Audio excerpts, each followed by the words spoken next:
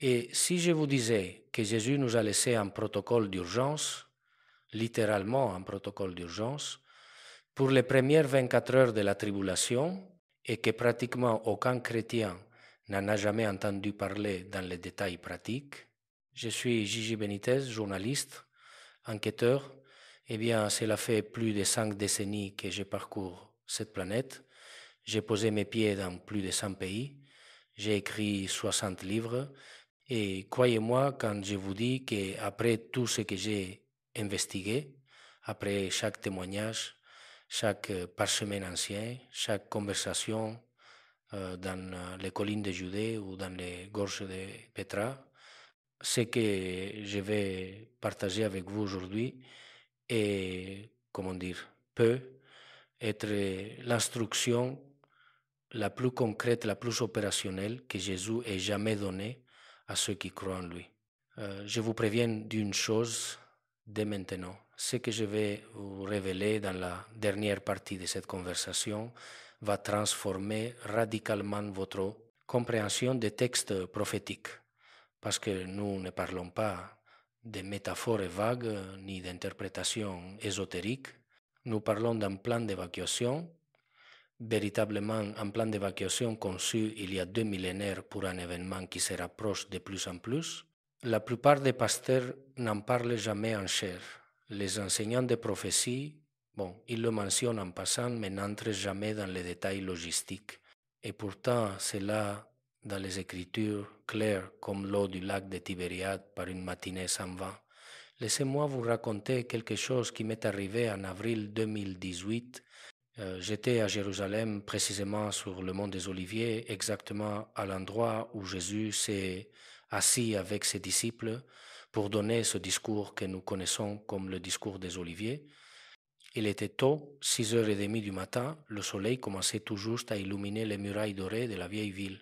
J'étais là avec un professeur d'archéologie biblique, un homme remarquable que je préfère ne pas nommer pour des raisons que vous comprendrez plus tard. Et pendant que nous regardions vers l'endroit où se trouvait autrefois le temple, il m'a dit quelque chose qui est resté gravé dans ma mémoire. Venite, quand l'abomination de la désolation se produira, nous aurons environ 3 heures, peut être 5 au maximum, pour évacuer Jérusalem. Après cela. Et il a laissé la phrase en suspens, mais son silence en disait long. 3 heures, 5 au maximum.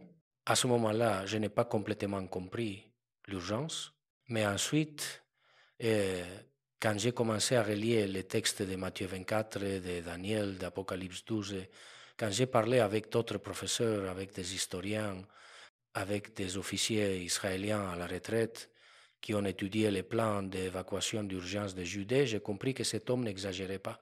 Il était en fait optimiste. Savez-vous combien de temps il faut pour que le chaos total s'empare d'une ville? Des minutes, pas des heures, des minutes. Et pourtant, Jésus, il y a 2000 ans, a vu cela avec une clarté méridienne et nous a donné des instructions spécifiques. Il n'a pas dit priez pour la protection ou ayez foi et tout ira bien, non. Il a dit quelque chose de beaucoup plus direct, beaucoup plus urgent. Maintenant, avant d'entrer dans les instructions spécifiques de Jésus, nous devons établir quelque chose de fondamental quand exactement commence la tribulation. Parce qu'il y a beaucoup de confusion à ce sujet. Certains pensent qu'elle commence quand l'Antéchrist signe un traité de paix avec Israël. Et oui, Daniel 9, 27 parle de confirmer une alliance avec plusieurs pour une semaine, 7 ans. Mais voici ce que la plupart des gens ne voient pas. La signature de l'alliance ne déclenche pas immédiatement la persécution et le chaos que nous associons à la grande tribulation. Cela vient après. Il y a un moment spécifique, un événement ponctuel, quand tout change, quand le chronomètre commence le compte à rebours vers le retour du Christ. Et ce moment a un nom que nous devrions avoir gravé dans nos esprits, l'abomination de la désolation. Permettez-moi de vous lire ce que Jésus a dit dans Matthieu 24 et faites très attention à chaque mot. C'était le discours des Oliviers où Jésus était assis avec ses disciples sur le mont des Oliviers, surplombant Jérusalem, et il lui demande quel sera le signe de ton avènement et de la fin du monde. Et Jésus leur donne une chronologie détaillée. Guerre, famine, tremblement de terre, faux messie, persécution, l'évangile prêché à toutes les nations.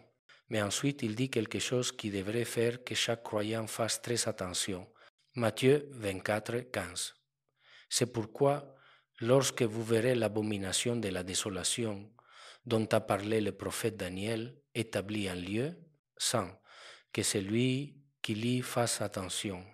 Lorsque vous verrez l'abomination de la désolation, pas si vous la voyez, lorsque c'est une certitude et cela va arriver. Et Jésus nous renvoie directement au prophète Daniel, ce qui signifie que nous devons comprendre ce que Daniel a vu. Daniel 9, 27 décrit ce qui se passe à la moitié de la période de 7 ans. Il fera une solide alliance avec plusieurs pour une semaine. Et durant la moitié de la semaine, il fera cesser le sacrifice et l'offrande. Le dévastateur commettra les choses les plus abominables jusqu'à ce que la ruine et ce qui a été résolu fondent sur le dévasté. Que fait-il exactement? Paul nous l'explique avec des détails glaçants dans 2 Thessaloniciens 2, contre 3 à 4. Que personne ne vous séduise d'aucune manière, car il faut que l'apostasie soit arrivée auparavant et qu'on ait vu paraître l'homme du péché, le fils de la perdition, l'adversaire qui s'élève au-dessus de tout ce qu'on appelle Dieu ou de ce qu'on adore, jusqu'à s'asseoir dans le temple de Dieu, se proclamant lui-même Dieu, et à la seconde où cela se produit, l'horloge démarre. Jusqu'à ce moment, l'Antéchrist a joué le rôle de pacificateur. C'est le diplomate charismatique qui a négocié l'accord de paix impossible. C'est le résolveur de problèmes qui a fait coexister Israël et ses voisins. C'est le leader que le monde voit comme son sauveur. Mais quand il entre dans le temple et se déclare Dieu, le masque tombe. La tromperie prend fin. La vraie nature de la bête est révélée, et la fureur de Satan, sachant que son temps est court, est déchaînée sur la terre. Jésus décrit ce qui se passe ensuite. Dans Matthieu 24, 20 et 1, car alors la détresse sera si grande qu'il n'y en a point eu de pareil depuis le commencement du monde jusqu'à présent, et qu'il n'y en aura jamais. Grande tribulation, pas simplement tribulation, grande tribulation. Souffrance sans précédent, chaos global, persécution à une telle échelle que l'humanité n'a jamais connue, et tout commence au moment où l'Antéchrist se tient dans le temple. Mais il y a quelque chose de plus, quelque chose qui nous amène directement aux instructions de Jésus pour les premières 24 heures. Parce qu'après avoir décrit cet événement, après nous avoir avertis de la grande tribulation, Jésus ne nous dit pas de prier, d'attendre. Il donne un ordre direct, spécifique, urgent, un ordre qui peut littéralement faire la différence entre la vie et la mort. Et cet ordre, croyez-moi, est beaucoup plus radical que ce que la plupart des chrétiens sont prêts à entendre. Laissez-moi vous révéler quelque chose qui a complètement changé ma compréhension de ce sujet. C'était en novembre 2020, j'étais à Amman, en Jordanie, réuni avec un géographe historique qui avait passé 35 ans à étudier les routes d'évacuation de l'ancien Israël. Un homme méthodique, et bien, de ceux qui cartographient chaque sentier et documenter chaque passage. Nous dînions chez lui, entourés de cartes anciennes et de photographies de fouilles, quand je lui ai demandé directement si tu devais évacuer 150 000 personnes de Jérusalem vers Petra en moins d'une journée, serait-ce possible? Il est resté silencieux pendant un moment, puis a souri et a dit « Bénité, naturellement, humainement parlant, c'est impossible. Mais il y a quelque chose que tu dois comprendre sur ces routes. Elles ont été utilisées auparavant et elles seront utilisées à nouveau. La différence, c'est que la prochaine fois, ce ne sera pas l'effort humain qui les rendra possibles. Mais revenons aux paroles exactes de Jésus, parce que c'est là que l'urgence devient absolument cristalline. Matthieu 24, contre 16, 8. Alors que ceux qui seront en Judée fuient dans les montagnes, que celui qui sera sur le toit ne descende pas pour prendre ce qui est dans sa maison, et que celui qui sera dans le champ ne retourne pas en arrière pour prendre son manteau. Lisez cela encore une fois, lentement. Alors que ceux qui seront en Judée fuient dans les montagnes, pas envisager de fuir, pas pense à partir, pas fasse des préparatifs pour évacuer. Fuis immédiatement, maintenant, et avec quelle urgence. Que celui qui sera sur le toit ne descende pas pour prendre ce qui est dans sa maison. Dans l'Israël ancien, les maisons avaient des toits plats où les gens allaient se rafraîchir ou dormir. Jésus dit, si tu es sur ton toit quand tu entends parler de l'abomination, ne descends même pas à l'intérieur de ta maison, ne prends pas ton portefeuille, ne fais pas de valises, ne prends pas ton ordinateur, tes albums photos, tes souvenirs courts, et que celui qui sera dans les chambres ne retourne pas en arrière pour prendre son manteau. Si tu travailles dans une chambre, ne retourne pas chercher ton manteau. Ne t'arrête pas pour rassembler des provisions, ne tarde pour aucune raison, va maintenant. L'urgence est une question de vie ou de mort. Pourquoi Jésus est-il si catégorique sur la fuite immédiate? Parce que ce qui vient arrive vite, complètement vite. Le récit de Marc du même discours ajoute un autre détail. Marc 13, 14 dit « Lorsque vous verrez l'abomination de la désolation établie là où elle ne doit pas être, que celui qui lit fasse attention, alors que ceux qui seront en Judée fuient dans les montagnes, établies là où elle ne doit pas être. » L'abomination n'est pas seulement un concept spirituel, c'est un acte physique accompli par une personne physique qui se tient dans un lieu physique où elle n'a aucun droit d'être, et au moment où elle se tient là, une réaction en chaîne commence. La vraie nature de l'Antéchrist est révélée, sa tromperie est exposée, et ceux qui réalisent ce qui vient de se passer, les croyants qui connaissent leur Bible, les juifs qui reconnaissent le blasphème, deviennent des cibles. Parce qu'une fois que l'Antéchrist se déclare Dieu, il ne peut pas permettre à quiconque refuse de l'adorer de vivre librement. Ils sont une menace pour son autorité, un défi à sa divinité, un rappel qu'il est un imposteur, alors il les chassera. La fenêtre pour s'échapper est étroite et elle se ferme rapidement. Maintenant, voici la question qui devrait être dans votre esprit. La même question que j'ai posée à ce géographe à Amman. Jésus dit de fuir vers les montagnes. Mais quelles montagnes? Israël a des montagnes, la Judée a des montagnes, il y a des chaînes de montagnes dans tout le Moyen-Orient. Alors, où exactement fait-il référence? Et plus important encore, une fois que tu arrives là-bas, et après, comment survis-tu pendant 3 ans et demi sans accès à la nourriture, l'eau ou les provisions, parce que c'est le temps pendant lequel tu devras te cacher. 260 jours, 42 mois, 3 ans et demi. Peux-tu survivre si longtemps dans le désert sans rien? Coïncidence? Pendant des années, je pensais que c'était impossible. Pendant des années, j'ai cru que ces instructions étaient bien métaphoriques, une sorte de conseil spirituel sur fuir le péché ou quelque chose comme ça. Mais ensuite, j'ai trouvé quelque chose dans Apocalypse 12 qui a tout changé. Permettez-moi de vous raconter un autre moment crucial dans mon enquête. C'était en 2019. J'étais à Petra, en Jordanie, cette ville incroyable, sculptée dans la pierre rose. J'y étais allé plusieurs fois auparavant, bien sûr, pour enquêter sur d'autres sujets, mais cette fois c'était différent.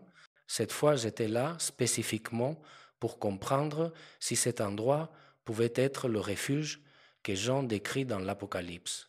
J'ai marché à travers les Sikhs, ce défilé étroit qui est la seule entrée à Petra, et pendant que j'ai marché entre ces falaises qui s'élèvent à plus de 80 mètres de hauteur, j'ai pensé, c'est le goulot d'étranglement parfait. Une armée entière devrait entrer en file indienne, vulnérable, exposée des défenseurs, avec des arcs et ou même des pierres pourraient arrêter des milliers. Quand je suis arrivé au trésor, cette façade massive sculptée dans la roche, j'ai rencontré un guide bédouin qui m'a offert du thé. Nous nous sommes assis là, dans la poussière des siècles, et je lui ai demandé combien de personnes penses-tu que ce lieu pourrait abriter. Il m'a regardé avec ses yeux qui ont vu le désert pendant des décennies et a dit « Il y a des centaines de grottes, des sources naturelles d'eau fraîche. Si Dieu veut que quelqu'un vive ici, il vivra. Sinon, le désert l'emportera en 2 jours. Mais laissez-moi vous montrer ce que Jean a vu. Apocalypse 12 est l'un des chapitres les plus symboliques et prophétiquement précis de toute la Bible. Jean voit une vision d'une femme vêtue du soleil, avec la lune sous ses pieds et une couronne de 12 étoiles sur sa tête. La plupart des érudits s'accordent à dire que cette femme représente Israël. Elle donne naissance à un enfant mâle qui gouvernera toutes les nations avec une verge de fer. C'est Jésus. Et le dragon, Satan, essaye de dévorer l'enfant, mais l'enfant est enlevé au trône de Dieu. C'est l'ascension de Jésus après sa résurrection. Mais ensuite, la vision change vers un événement futur, quelque chose qui se passe pendant la tribulation. Apocalypse 12, 6, et la femme s'enfuit dans le désert, où elle avait un lieu préparé par Dieu, afin qu'elle y fût nourrie pendant 1260 jours. La femme s'enfuit dans le désert, exactement comme Jésus a dit, fouiller dans le désert vers les montagnes. Mais remarquez les détails, parce que chaque mot ici est significatif. Détail 1. Un lieu préparé par Dieu. Ce n'est pas une cachette aléatoire. Ce n'est pas une grotte sur laquelle quelqu'un tombe par accident. C'est un lieu préparé par Dieu. Préparé, thème passé, déjà établi, déjà désigné. Avant même que la tribulation ne commence, avant que l'Antéchrist ne soit révélé, avant que l'abomination de la désolation ne se produise, Dieu a déjà choisi le lieu où son peuple fuira. Il l'a préparé, il l'a mis à part, il l'a rendu prêt. Détail 2, afin qu'elle y fût nourrie. Il ne dit pas « elle luttera pour survivre », il ne dit pas « elle cherchera de la nourriture ». Il dit que Dieu la nourrira là, tout comme il l'a fait avec Élie quand il a envoyé des corbeaux pour lui apporter du pain et de la viande 2 fois par jour. Tout comme Jésus a nourri 5000 personnes avec 5 pains et 2 poissons, Dieu ne t'appelle pas à un endroit pour ensuite t'y abandonner pour que tu meurs de faim. Il pourvoit, et voici le 3e détail le plus précis, la chronologie exacte. En 1260 jours, exactement 3 ans et demi, 42 mois, la moitié de la tribulation de 7 ans. Depuis le moment où l'abomination de la désolation se produit jusqu'au moment où Jésus revient pour sauver son peuple, exactement 1260 jours passeront. Et pendant ces 1260 jours complets, Dieu protégera et pourvoira pour ceux qui ont fui dans le désert. Mais il y a quelque chose de plus dans ces passages que je dois vous montrer, quelque chose qui répond à la question la plus pratique de toutes. Maintenant, soyons honnêtes un instant. Pour le monde, fuir dans le désert semblera une folie, littéralement une folie. Cela semblera abandonner, fuir, abandonner tout ce que tu as construit, ta maison, ta carrière, tes possessions, ton confort, ta sécurité, tout laisser derrière parce qu'un livre ancien t'a dit de courir vers les montagnes quand un homme se tient dans un temple. Le monde t'appellera fanatique, théoricien du complot, extrémiste religieux, mais Dieu appelle cela obéissance. Et il appelle le désert ton refuge. Pas l'exil, pas la punition, pas l'abandon, protection. Permettez-moi de vous raconter quelque chose qui m'est arrivé en 2017. J'ai donné une conférence à Tel Aviv et après la présentation, un homme est venu me voir, un Israélien d'environ 55 ans, ancien militaire, avec ses regards intenses comme ceux qui ont vu un vrai combat. Il m'a amené à l'écart et m'a dit « Benité, je sais ce que vous inquiétez et laissez-moi vous dire quelque chose. » Nos stratèges militaires ont étudié des scénarios d'évacuation massive de Jérusalem. Nous avons des plans pour déplacer 80 000 personnes en 48 heures. Mais si le chaos est total, si la panique est absolue, ce nombre se réduit à peut être 15 000 dans le même temps. Et ils auraient besoin d'hélicoptères, de camions, de coordination militaire parfaite. Il a fait une pause puis a ajouté « Mais il y a quelque chose qui m'a toujours intrigué. Petra est à 240 km de Jérusalem. À pied et à travers le désert, c'est au moins 5 jours pour une personne en bonne forme. Pour des personnes âgées, des enfants, des femme enceinte une semaine ou plus. Et pourtant, vos textes parlent de fuir immédiatement sans préparation, sans provision. Comment, Benitez? Comment? Et voilà la question qui change tout. Comment des milliers, peut être des centaines de milliers de réfugiés juifs vont-ils arriver de Jérusalem à Petra à temps, sans provision, sans transport, sans préparation? La réponse va sembler impossible. Mais est traverser la mer Rouge aussi l'était?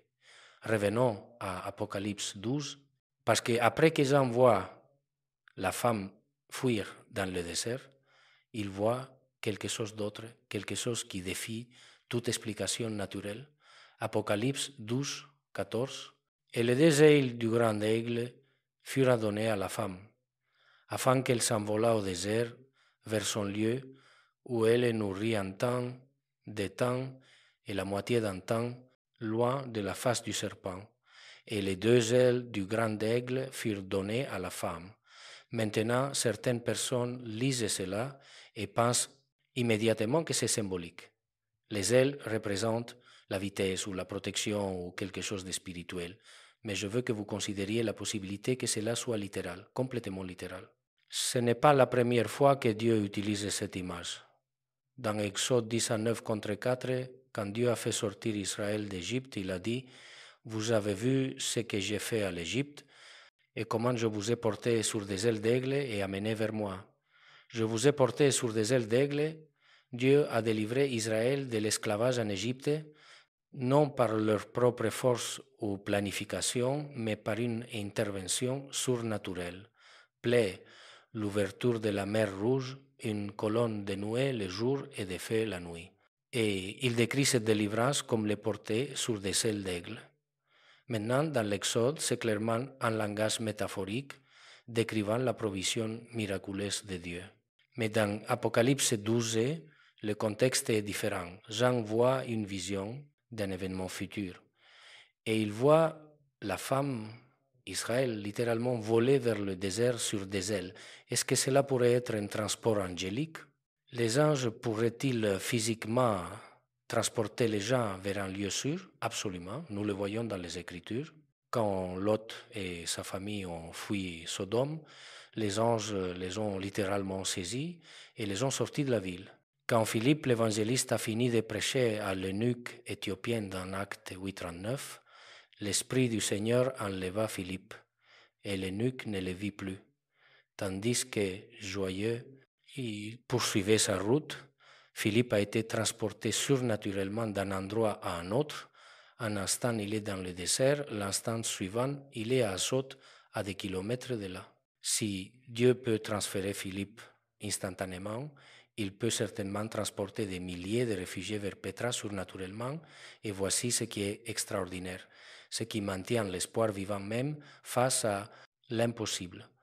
Pendant que le monde célèbre l'Antéchrist et s'aligne pour recevoir sa marque et s'incline pour adorer son image, ceux dans le désert seront les seules personnes libres sur terre, les seuls qui ne sont pas asservis au système de la bête, les seuls qui refusent de vendre leurs âmes pour la survie. Mais laissez-moi vous révéler quelque chose de plus sur Petra, quelque chose que j'ai découvert lors de ce voyage de 2019. Après avoir parlé avec le guide bédouin, j'ai engagé un archéologue local pour me montrer les parties de Petra que les touristes ne voient jamais. Nous avons grimpé des sentiers étroits, escaladé des falaises, exploré des grottes qui n'ont pas été touchées depuis des siècles. Et dans l'une de ces grottes, sculptées profondément dans la roche, nous avons trouvé quelque chose d'extraordinaire, d'anciens symboles chrétiens, des croix gravées dans les murs, des inscriptions en grec, la preuve que les premiers chrétiens, probablement, pendant les persécutions romaines, avaient utilisé Petra comme refuge. L'archéologue m'a dit, regardez Benitez, cet endroit a protégé les persécutés pendant des milliers d'années. Les Nabatéens se sont cachés ici des Romains. Les chrétiens se sont cachés ici des persécuteurs. Les Bédouins ont survécu ici pendant des générations. Petra connaît les secrets de la survie. Coïncidence? Eh bien, je ne crois plus aux coïncidences, pas après 50 ans, à enquêter sur les schémas de l'histoire et de la prophétie. Petra est exactement où elle devrait être géographiquement. Elle a exactement la structure défensive qui serait nécessaire. Elle a exactement les ressources naturelles, eau, grottes, qui sont requises pour un séjour prolongé. Et voici les détails qui m'a laissé sans voix. Petra est en Édom, la terre des descendants d'Esaïe. Et il y a une prophétie dans Esaïe qui parle spécifiquement de cela. Esaïe 63 contraint dit, qui est celui-ci qui vient d'Édom, de Botsra, en vêtements rouges, en habit éclatant et se redressant avec fierté dans la plénitude de sa force? C'est une vision de Jésus revenant après avoir protégé son peuple, Édom. Botsra est près de Petra. Les textes connectent directement le retour du Christ à cette région spécifique. Ce n'est pas la Galilée, ce n'est pas Jérusalem, pas initialement. C'est Édom où il a protégé le reste, mais il y a quelque chose de plus que je dois vous révéler sur ce qui arrive à ceux qui ne fuient pas, parce que comprendre l'alternative rend l'urgence du commandement de Jésus cristalline. Parlons maintenant de ce qui arrive à ceux qui ne fuient pas, parce que comprendre l'alternative rend l'urgence du commandement de Jésus absolument claire. Après l'abomination de la désolation, après que l'Antéchrist révèle sa vraie nature, le monde entre dans une nouvelle phase. Contrôle total, complètement total. Apocalypse 13 le décrit avec des détails glaçants. Apocalypse 13, 11 et 15 parle d'une autre bête qui monte de la terre, les faux prophètes qui exercent toute l'autorité de la première bête et fait que la terre et ses habitants adorent la première bête. Elle fait de grands signes, elle fait même descendre le feu du ciel sur la terre à la vue des hommes, et elle séduit les habitants de la terre par les signes qu'il lui a été donné d'opérer, leur disant de faire une image de la bête. Et voici la partie terrifiante. Et il lui fut donné d'animer l'image de la bête, afin que l'image de la bête parlât, et qu'elle fit que tous ceux qui n'adoreraient pas l'image de la bête fussent tués. Le faux prophète établit une image de l'Antéchrist et exige que tous l'adorent. Et voici ce qui est terrifiant. L'image parle, elle est animée. Que ce soit par un pouvoir démoniaque ou une technologie d'intelligence artificielle avancée, ou les deux, cette image semble être vivante. Et quiconque refuse de l'adorer est tué. Ce n'est pas l'exil, ce n'est pas l'emprisonnement, mort, la marque de la bête, mais ça empire. Apocalypse 13 s'exsuit, et elle fit que tous, petits et grands, riches et pauvres, libres et esclaves, reçussent une marque sur leur main droite ou sur leur front, et que personne ne put acheter ni vendre sans savoir la marque, le nom de la bête ou le nombre de son nom. C'est ici la sagesse. Que celui qui a de l'intelligence calcule le nombre de la bête, car c'est un nombre d'hommes, et son nombre est 666. Tous sur terre sont obligés de recevoir une marque sur leur main droite ou sur leur front. Et sans cette marque, tu ne peux rien acheter, tu ne peux rien vendre, tu ne peux pas accéder à la nourriture, l'eau, les médicaments, l'abri, tu es complètement exclu du système économique. Maintenant, nous ne savons pas exactement quelle forme prendra cette marque. Un tatouage, une puce électronique, un implant biométrique, une forme d'identification numérique liée à ta biologie.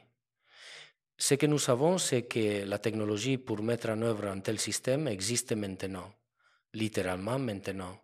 La reconnaissance faciale peut t'identifier instantanément. Les scanners biométriques peuvent vérifier ton identité. Les monnaies numériques peuvent être programmées pour ne fonctionner que pour les utilisateurs approuvés. L'infrastructure pour un système de marque de la bête est déjà en place. Tout ce qu'il faut, c'est une crise, une raison pour que les gens l'acceptent volontairement. Permettez-moi de vous raconter quelque chose qui m'est arrivé en 2021. J'étais à une conférence sur la technologie à Paris et il y avait un panel sur l'identification biométrique et les monnaies numériques. L'un des panélistes, un ingénieur d'une grande entreprise technologique que je préfère ne pas nommer, décrivait un système où ton identité biométrique serait liée à ton compte bancaire numérique. Pas de carte, pas de mot de passe, juste ton visage ou ton empreinte digitale.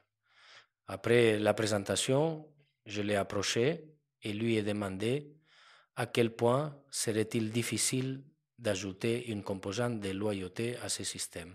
Vous savez, où seules les personnes qui répondent à certains critères pourraient accéder à leur compte. Il est resté silencieux pendant un moment, puis a dit techniquement trivial, éthiquement terrifiant, mais techniquement nous pourrions le déployer en quelques mois s'il y avait une volonté politique. Quelques mois, pas des années, quelques mois. Et l'abomination de la désolation fournira cette crise. Quand l'Antéchrist se déclarera Dieu et que le chaos mondial éclatera, les gouvernements mettront en œuvre des mesures d'urgence. Système d'identification numérique, enregistrement obligatoire, serment de loyauté, et les gens se conformeront parce qu'ils sont terrifiés, parce qu'ils veulent la sécurité, parce qu'ils veulent l'accès à la nourriture et aux provisions. Donc voici le choix que tous ceux qui restent devront faire: prendre la marque et adorer la bête, ou refuser et mourir. Compromettre ta foi pour survivre physiquement, ou rester fidèle et être martyrisé. Et ne vous y trompez pas, prendre la marque n'est pas une décision économique neutre, c'est un acte spirituel d'adoration et de loyauté. Apocalypse 14, contre 9 à 11 est clair à ce sujet. Si quelqu'un adore la bête et son image et reçoit une marque sur son front ou sur sa main, il boira, lui aussi, du vin de la fureur de Dieu, versé sans mélange dans la coupe de sa colère, et il sera tourmenté dans le feu et le soufre, devant les saints anges et devant l'agneau. Et la fumée de leur tourment monte au siècle des siècles, et ils n'ont de repos ni jour ni nuit, ceux qui adorent la bête et son image, et quiconque reçoit la marque de son nom, c'est permanent, éternellement permanent. Il n'y a pas de retour en arrière, pas de repentance après avoir pris la marque, c'est la ligne finale dans le sable. C'est pourquoi Jésus dit fuyez immédiatement, parce que l'alternative n'est pas seulement difficile ou dangereuse, c'est la condamnation éternelle. Maintenant qu'arrive-t-il à ceux qui restent mais refusent de prendre la marque? Apocalypse 20 contre 4 nous donne la réponse: et je vis des trônes, et à ceux qui s'y assirent fut donné le pouvoir de juger. Et je vis les âmes de ceux qui avaient été décapités à cause du témoignage de Jésus et à cause de la parole de Dieu, et de ceux qui n'avaient pas adoré la bête ni son image, et qui n'avaient pas reçu la marque sur leur front et sur leurs mains. Ils revinrent à la vie, et ils régnèrent avec Christ pendant 1000 ans. Décapités, martyrisés, mais ensuite ressuscités pour régner avec Christ. Il y a de l'honneur dans ces sacrifices, eh bien, ne vous méprenez pas. Il y a une récompense éternelle. Mais Jésus nous a donné une troisième option, s'échapper. Et voici ce que beaucoup négligent, ce n'est pas de la lâcheté de fuir quand Dieu te l'ordonne, ce n'est pas un manque de foi de chercher refuge quand Dieu a préparé ce refuge spécifiquement pour toi, c'est l'obéissance, simple et directe obéissance. Pendant des années, je me suis demandé pourquoi Dieu ne protège-t-il pas simplement son peuple dans leur maison? Pourquoi ne lève-t-il pas un bouclier invisible autour d'eux comme il l'a fait avec Job? Pourquoi exige-t-il qu'il fuit physiquement dans le désert? Et puis j'ai compris, c'est un test de foi, mais pas du genre que nous pensons. Ce n'est pas un test pour voir si nous faisons confiance à Dieu pour nous protéger miraculeusement pendant que nous restons confortablement chez nous. C'est un test pour voir si nous sommes prêts à tout laisser, abandonner notre zone de confort, renoncer à notre sécurité matérielle et lui faire confiance dans l'inconnu. Abraham a dû quitter Ur. Moïse a dû amener Israël dans le désert. Élie a dû se cacher près du torrent de Kérith. David a dû fuir Saül. Encore et encore, Dieu appelle son peuple à bouger, à fuir, à lui faire confiance dans des endroits impossibles, parce que c'est dans le désert, loin des conforts de la civilisation, que tu découvres si tu fais vraiment confiance à Dieu ou si tu fais confiance à ton compte bancaire, ton travail, ta sécurité matérielle. Et pendant ces 1260 jours dans le désert, nourri et protégé surnaturellement, Dieu va prouver quelque chose au monde et aux croyants qu'il est plus que suffisant. Maintenant, Laissez-moi relier tous ces points et vous révéler ce que j'ai promis au début, la compréhension qui changera complètement la façon dont vous voyez ces textes. C'était en 2022, il y a à peine 3 ans. J'étais de retour sur le mont des Oliviers, exactement au même endroit où j'avais été en 2018 avec ce professeur d'archéologie. Cette fois, j'étais seul, au crépuscule, avec la ville, dorée de Jérusalem brillant sous la lumière du soleil couchant. Et pendant que je regardais vers l'endroit où se trouvait autrefois le temple, où un jour il se relèvera de nouveau, où un jour l'Antéchrist commettra l'abomination finale, tout s'est mis en place. Les instructions de Jésus ne sont pas vagues, ce ne sont pas des suggestions spirituelles, c'est un plan d'évacuation militaire précis pour un événement spécifique qui déclenchera une séquence spécifique d'événements et chaque détail, chaque mot que Jésus a choisi a un but. Lorsque vous verrez l'abomination de la désolation, un événement observable, vérifiable, un moment dans le temps que tu ne pourras pas manquer si tu fais attention. Alors que ceux qui seront en Judée, pas le monde entier, spécifiquement ceux dans la région de Judée, la zone autour de Jérusalem, fuient dans les montagnes. Ne vous cachez pas dans vos maisons, ne cherchez pas refuge dans la ville, sortez, allez vers les montagnes, vers le désert, immédiatement, sans délai, sans préparation, sans regarder en arrière. Et voici la révélation finale, la pièce qui fait que tout a du sens. Jésus ne nous donne pas ces instructions seulement pour le bénéfice de ceux qui seront là. Il nous les donne à nous maintenant pour que nous comprenions quelque chose de fondamental sur la nature de Dieu et son plan. Dieu n'improvise pas, Dieu ne réagit pas, Dieu prépare. Avant que Noé ne construise l'arche, Dieu savait déjà que le déluge viendrait. Avant qu'Abraham ne quitte Our, Dieu avait déjà choisi la terre promise. Avant que Moïse ne fasse sortir Israël d'Égypte, Dieu avait déjà vu la terre qui coule de lait et de miel. Avant que Jésus ne naisse, Dieu avait déjà préparé le plan de rédemption. Et avant que la tribulation ne commence, avant que l'Antéchrist ne soit révélé, avant que l'abomination de la désolation ne se produise, Dieu a déjà préparé le refuge. Apocalypse 12 contre 6 le dit explicitement, un lieu préparé par Dieu.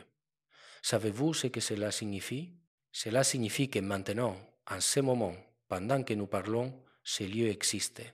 Petra est là, sculptée dans la pierre rose, en attente. Les sources coulent, les grottes sont prêtes. Le défilé étroit du SIC fournit une défense naturelle, tout est en place. Mais il y a quelque chose de plus, quelque chose qui m'a empêché de dormir pendant des semaines après ces soirées sur le mont des Oliviers. Si Dieu a déjà préparé le refuge physique, n'est-il pas logique qu'il ait aussi préparé le moyen d'y arriver? Les ailes d'aigle mentionnées dans Apocalypse 12 et 14 ne sont pas poétiques, elles sont pratiques. Dieu ne va pas dire à des dizaines de milliers, peut être des centaines de milliers de personnes, fuyez immédiatement vers un endroit qui est à 140 km à travers le désert et au fait, n'emportez rien avec vous sans avoir un plan pour qu'ils y arrivent réellement. Ce n'est pas le caractère de Dieu. Ce n'est pas comme ça qu'il opère. Quand Dieu a dit à Moïse de faire sortir Israël d'Égypte, il a ouvert la mer Rouge. Quand Dieu a dit à Josué de prendre Jéricho, il a fait tomber les murailles. Quand Dieu a dit à Élie de fuir Jézabel, il a envoyé des corbeaux pour le nourrir. Dieu ne donne pas seulement l'ordre, il fournit les moyens. Et voici ce que cela signifie pour nous aujourd'hui, maintenant, en 2025.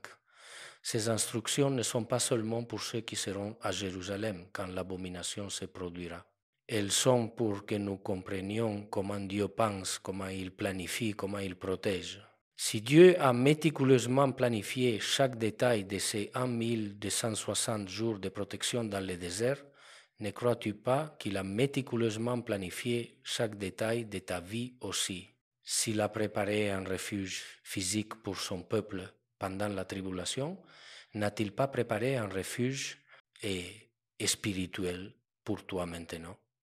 Et voici la partie qui m'a transformé, littéralement transformé. Le désert n'est pas une punition. Le désert est où Dieu révèle sa suffisance. Israël a erré dans le désert pendant 40 ans. Et là, Dieu leur a envoyé de la manne tous les jours. Élie s'est caché dans le désert et là, Dieu l'a nourri surnaturellement. Jésus est allé dans le désert pendant 40 jours et là, il a été servi par des anges. Paul a passé des années dans le désert d'Arabie et là, il a reçu les révélations qu'il a écrites dans ses épîtres. Le désert est où le confort humain se termine et la provision divine commence. C'est où ton compte bancaire ne peut pas te sauver, mais Dieu peut. C'est où ta carrière ne peut pas te protéger, mais Dieu peut.